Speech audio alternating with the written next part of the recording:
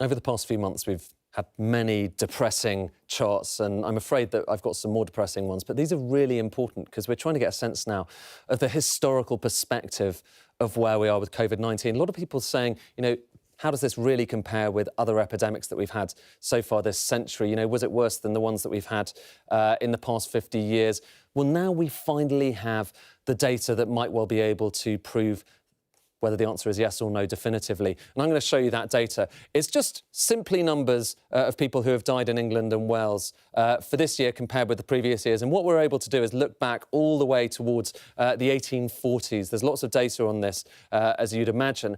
And what that means we can do is we can compare where we are at the moment with previous episodes where you had high mortality. So, for instance, the potato blight of the 1840s, potato famine, of course, in Ireland, but it affected much of Europe as well, including parts of England as well. The Great Freeze of 1895, very cold winter there, caused very high levels of death too. You've got World War I and World War II, obviously, high levels of mortality. We're talking about civilian mortality, I should say here, rather than military deaths. But nonetheless, you've got higher levels of mortality in those areas, in those periods as well. And then you've got the post-war epidemics. So influenza epidemic in 1951, very high levels of deaths there. Hong Kong flu of 1968, 1969.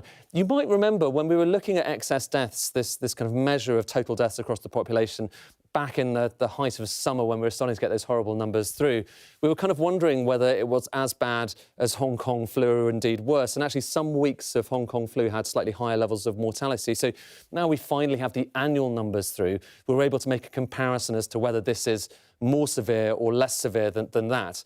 And here's what the numbers show. So here is COVID-19. I'm going to add the line on to show you the increase in 2020. And what I'm actually going to do is just kind of change the axis scale. So the same data, precisely the same data, but we're going to kind of zoom in. So we'll just get rid of the bottom 350,000 so you can see it more in perspective.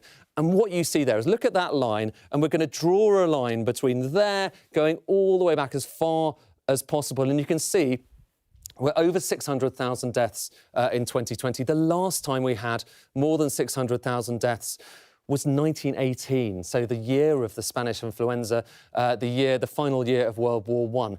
Really gives you a sense of what we're talking about here. But probably you've noticed there is an issue with this data. It's not population adjusted. And over this period, the population in England and Wales and indeed the UK has risen. So really, we do need to adjust for population. And if we do, it's a somewhat different picture. So same thing again, same kind of time, same different episodes of mortality. And what I've done instead is we've taken deaths per 1,000 of the population. So we've got the population adjustment here. And you can see a clear trend, can't you? It's coming down. People are living longer. You've got improvements, medical improvements, which mean that fewer people are dying as a percentage of the population until we get to here. So COVID-19, let's just look at what happened in 2020. Again, so 2020 data just through shows that. And it's not as big an increase as you saw in that other chart, is it? In fact, we're talking about 10 per 1,000. The last time we were at that kind of level was 2003. It doesn't sound like all that long ago, does it? So it's worth bearing that in mind. But here's the thing. It's the change in direction that really matters here. If you're really making a good comparison here to see how this year, or indeed last year, compares with the years around it, you need to do an excess death comparison. So you're taking the particular year you're in at the moment, comparing it with the death level you had in previous years. And that's what I've done here.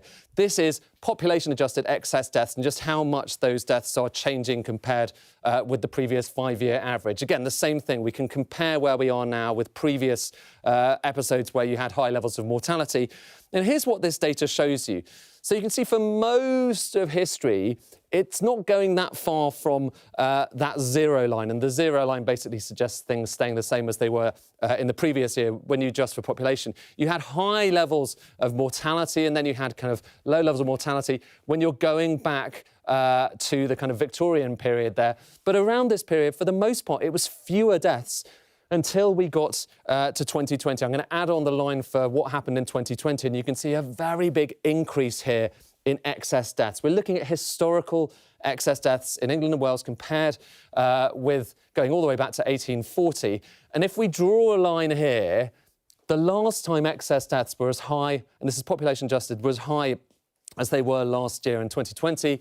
The last time we had a 12% increase in deaths or anything close to it was 1940, so the middle of World War II. You had that period where you had very high levels of civilian deaths. It's worse than any of these post-war pandemics, worse than Hong Kong flu, worse than 1951 flu, worse than the Asian flu, which was also in the 1950s. It is a very severe increase in excess deaths. But again, this isn't really the gold standard of measuring these things. If you really want the gold standard, you need to look at what's called age-standardised mortality, which adjusts it by population, but also by age levels throughout the population. And here's what you get if you look at that. Now, it's slightly different this time. Anything above the line is kind of good news. That's improving mortality. Anything below the line is deteriorating mortality. And again, the same kind of picture. These are bars. So for each year, you're showing whether you're getting better mortality or worse mortality. And for the most part, for most of the 20th century, most of these bars are kind of above the line. People are living longer. They're doing better.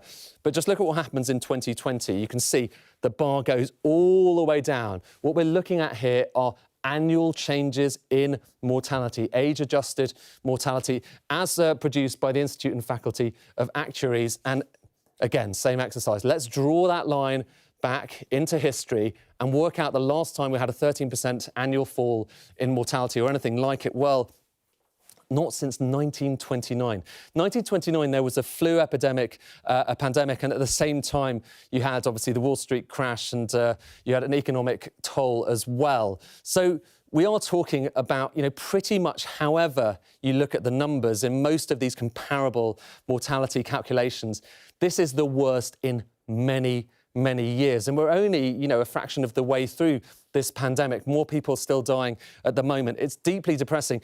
If we just compare those periods, so again, it's that same chart, but what I've done is just picked out the years where you had the biggest annual mortality falls in England and Wales.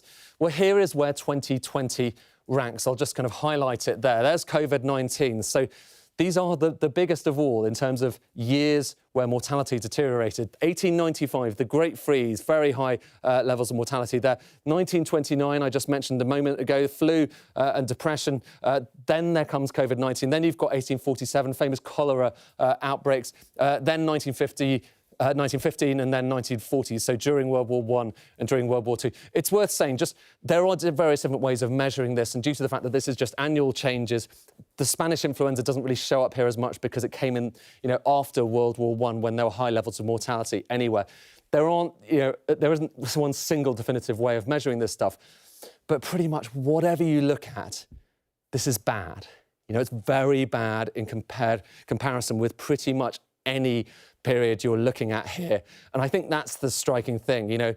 This comes before you consider the number of people whose lives might have been saved by all the lockdowns. It comes before you consider the fact that we still have more people potentially yet to die of this disease. It just goes to show this really has been a historic pandemic.